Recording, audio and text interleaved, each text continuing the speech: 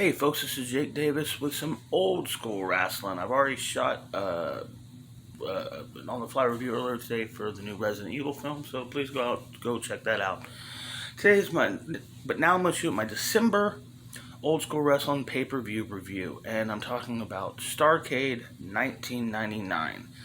I wanted to do a Starrcade, of course, since it's December. I also wanted to do a Starrcade I hadn't seen before. I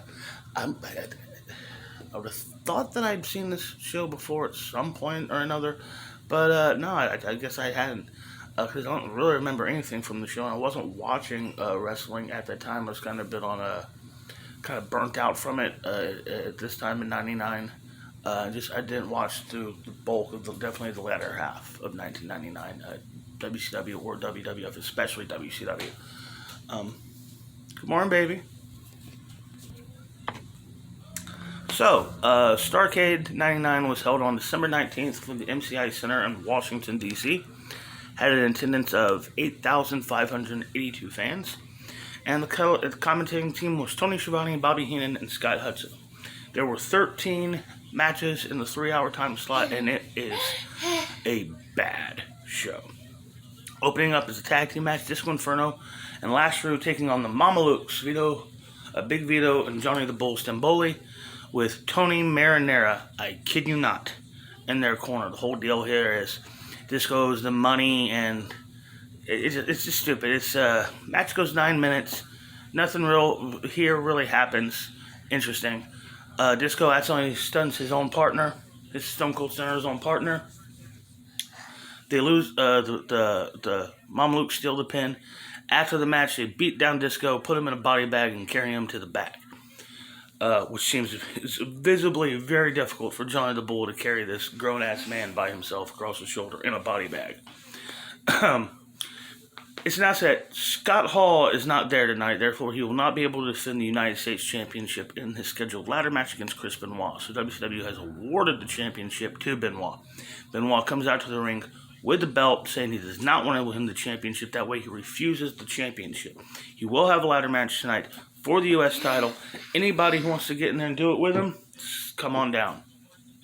Up next is our first title match of the night, an intergender match for the World Cruiserweight title. Evan Courageous with his girlfriend Spice in his corner, defending the belt against Medusa.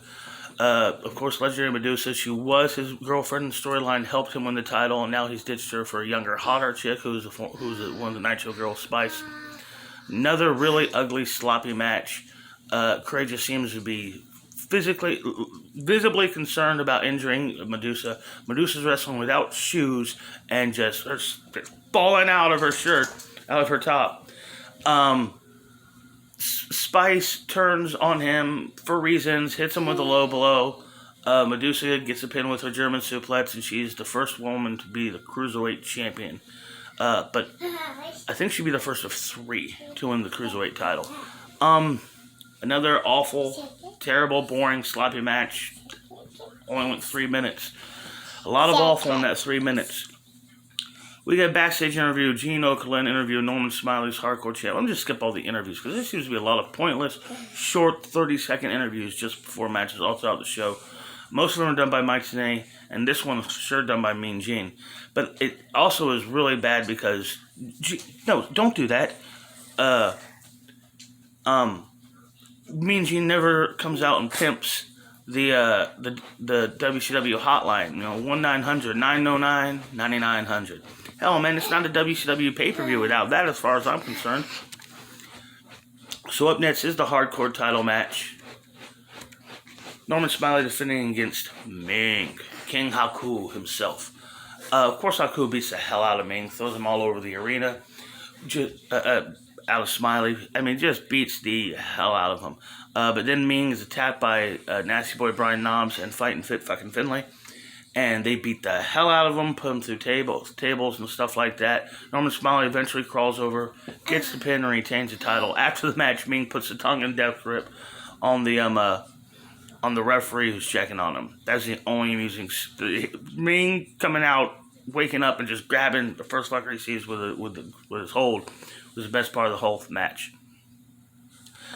Oh, we have an 8-man tag team match. Supposedly 8-man tag team match up next, where it's Hacksaw Jim Duggan and his mystery partners, who end up being the returning Varsity Club, Mike Rotundo, Rick Steiner, and Kevin Sullivan. Get no reaction from the crowd. They come out with Lady Meow, who would end up being around on the show, a manager on the show for next year, so pretty much really went out of business. She's a good-looking lady, really attractive woman, but yeah, nobody gave it. The crowd clearly didn't care about the Varsity Club. This is a heel faction from 10 years earlier, which, I mean, who cared about them then? Rotundo and Sullivan are definitely past their prime at this point, especially Sullivan.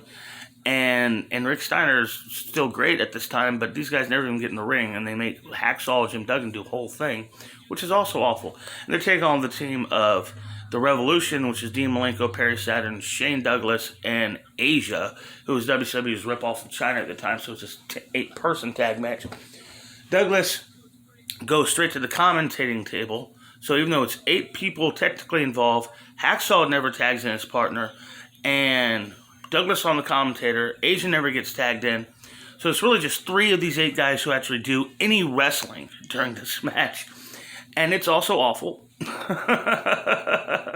It's also very, very awful. Shane Douglas eventually clubs him with his cast, because Shane Douglas, of course, he's hurt at this time, and he covers Hacksaw to win. The stipulation here was that if Hacksaw lost, he'd have to be WCW janitor for the next month or so. That's not how the company doesn't have its own janitor. The arenas have janitors. The individual custodians who go around and clean up the buildings after the show. They don't follow them around city to city. That doesn't make any sense. It's the stupidest angle ever. Up next, we have 2 matches and 1. Oh, and this one will really piss you off. It's Dr. Death Steve Williams with Oklahoma taking on Vampiro with the Misfits. And of course, and the deal was if Vampiro wins, he gets 5 minutes alone. He gets a 5-minute match against Oklahoma. Oklahoma, of course, Ed Ferrara doing his incredibly distasteful, disgusting Jim Ross impression. And Dr. Death snaps, ends up getting himself disqualified.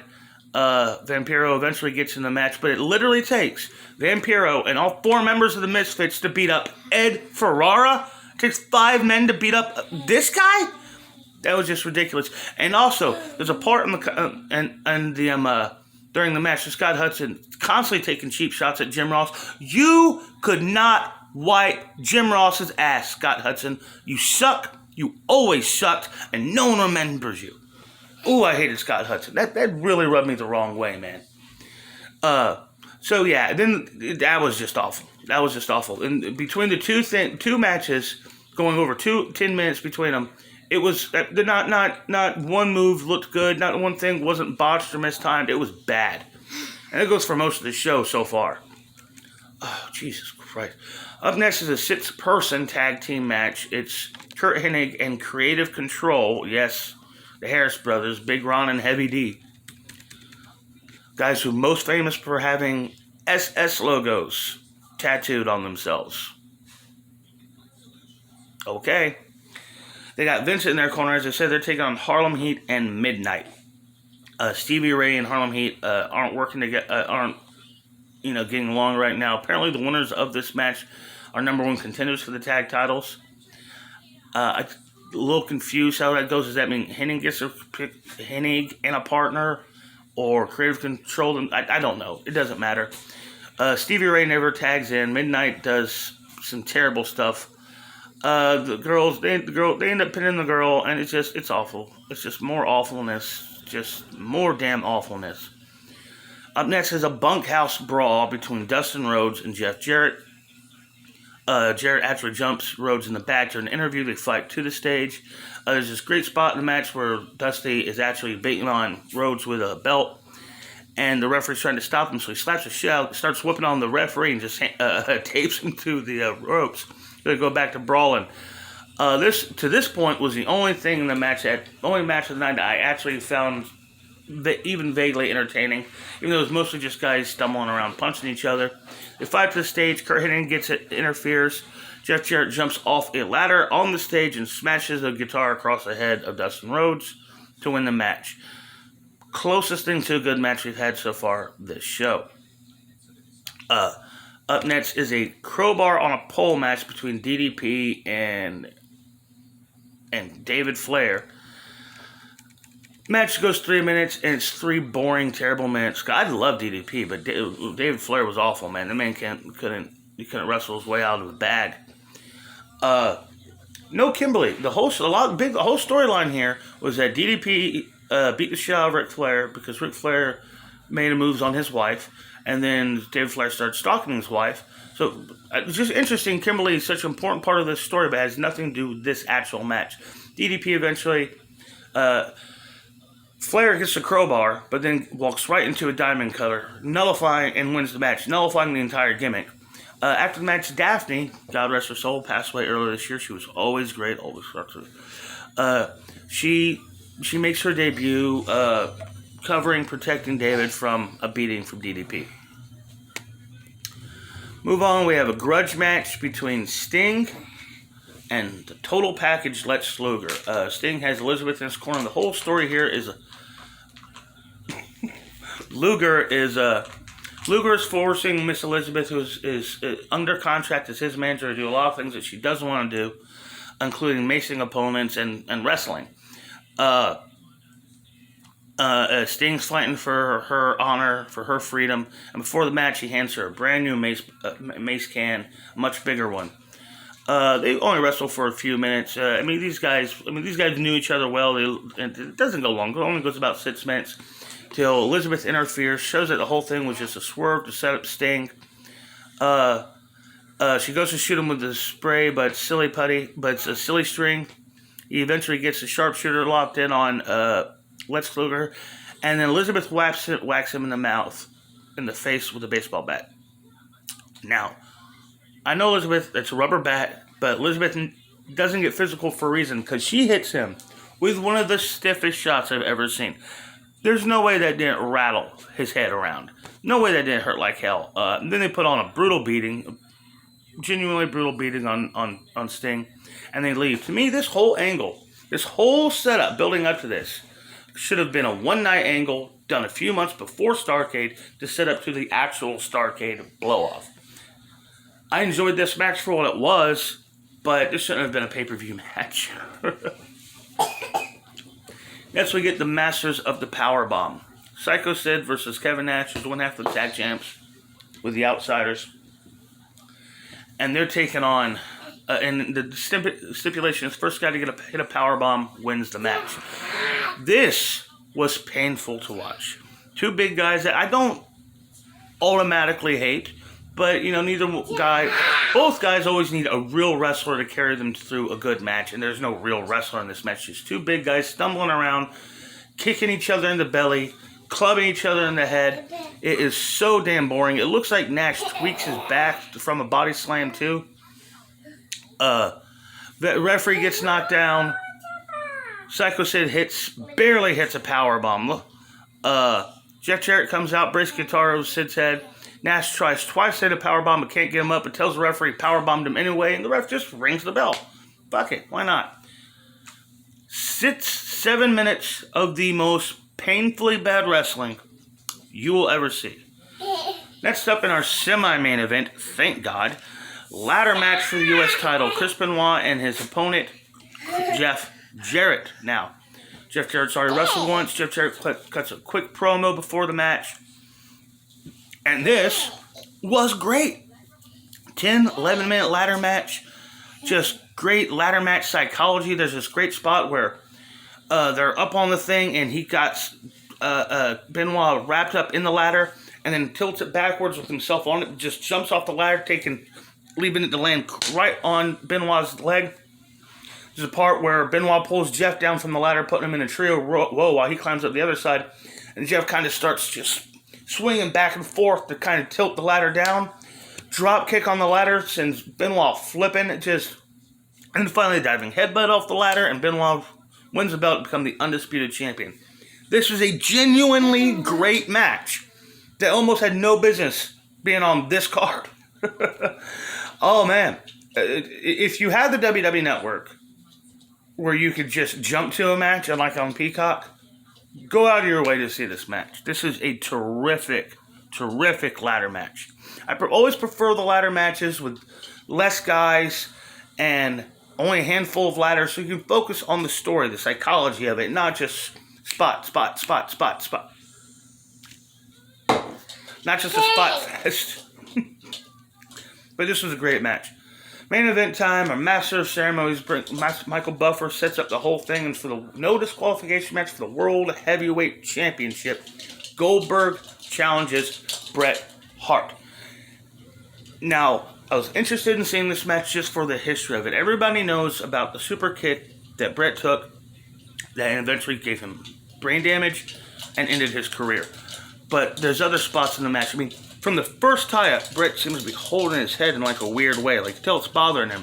He goes for his figure four around the ring post at one point, and Bill doesn't catch his foot in time, and Bret just falls right on the back of his head on the floor. It's real nasty. But other than that, these guys had a good match. They had a decent 12-minute match. The only thing that sucked here was the finish. The referees kept getting knocked out. One great spot where Goldberg hip tosses or something Bret Hart, and he lands right on the referee, Charles Robinson. Brutal. It's like 4 or 5 referees get knocked out. Bret gets hit with a spear, but he's able to get back up, gets Bill in the sharpshooter, and the second he turns it over, Roddy Piper comes out as the new referee and just rings the bell. Does a Montreal screw job. Then he takes the belt, goes to walk to the back. Bret chases him down, gets the belt from him, and the show goes off the air with both guys like, what? What the hell? Technically, Bret wins the match by submission, and everything that came after this would just be bad. Bret would forfeit the belt the next night. He'd then win it back. He'd win it back later in the night when Roddy Piper falls on top of Goldberg, and the referee counts for Bret anyway. Oh my God, WCW was a mess at this time. Also, the new NWO reformed the next night with the Outsiders, Jeff Jarrett, Bret Hart, and I think eventually Scott Steiner. But by the next pay-per-view, Bret Hart had to drop the belt and retire. His injuries were mounting, they were real bad. And then he would spend the next 20 years bitching about it to anyone who would listen. Now, I love Bret Hart. Love him all my heart. But as a bitter man, a very bitter man, and with all the wonderful things and all the great things he's done in his life, all the wonderful places he's been, all of the fans he's made, all he ever wants to talk about is the concussion and the screw job and how Hogan won't want to wrestle with him and what happened to Owen. And by the way, during the entrances of this main event, Scott Hudson points out the death of Owen Hart. Why would you bring that up? What is wrong with Scott Hudson? There's even a spot in this match where Piper comes out. Is this a shoot? Fuck Scott Hudson. I hate that man so much. I'm so glad he's not in wrestling anymore. I mean, everybody hated Mark Madden, but I was just like, oh, this is an awful show. Lex and Sting was watchable. The Jeff and Dusty was okay. The main event was fascinating for all the wrong reasons, but had an awful, awful finish. And the ladder match was genuinely great. There's about 30 minutes, maybe 30 minutes of this 3-hour show watching. And of the 13 matches, only like 3 matches go more than 10 minutes. And other than that, only like another 4 of them go over 5. This is an awful show. One of, if not the worst pay-per-view I've ever seen. December to December 2006 has strong competition here. I'd watch WrestleMania 27, 9, and 11. No, I won't. Never mind. I was going to say we'll watch them all on the same day, but no, I would not. This is bad. This took me 3 tries to get through in 2 days. Awful. God awful. I'm Jake Davis, and I'll catch you on the fly.